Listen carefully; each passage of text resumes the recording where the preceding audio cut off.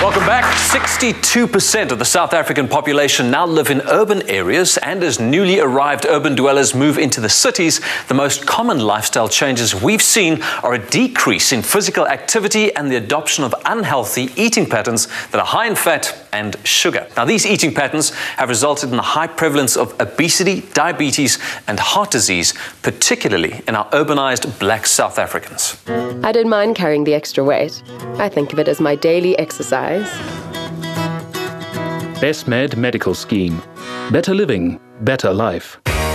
Though urbanization has fueled economic growth, it's also fueling a lifestyle disease epidemic.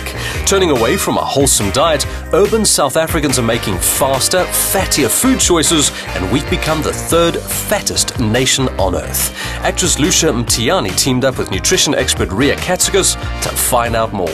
Lucia, where did your love for healthy cooking come from? I come from Umlazi in Durban, and I come from a very close-knit family, and I just always loved cooking. My mom cooked and my sisters cooked, but I was always there in the kitchen and I always used to help.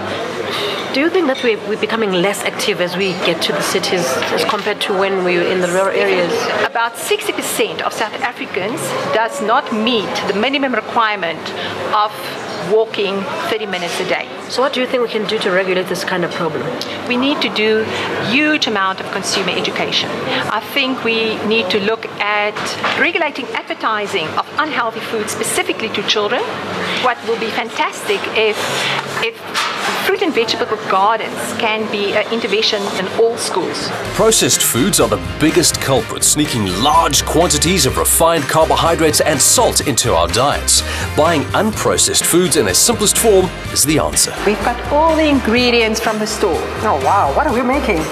You know, we tried to blend urban and rural cuisine, and I decided on a delicious bean curry. Oh wow, I can't wait. Our Western-influenced urban lifestyle means that unlike our rural counterparts, most of us are cooking less in favor of takeaways and convenience foods. Oh, I'm starting to smell. Yeah, curry is not a curry without tomato.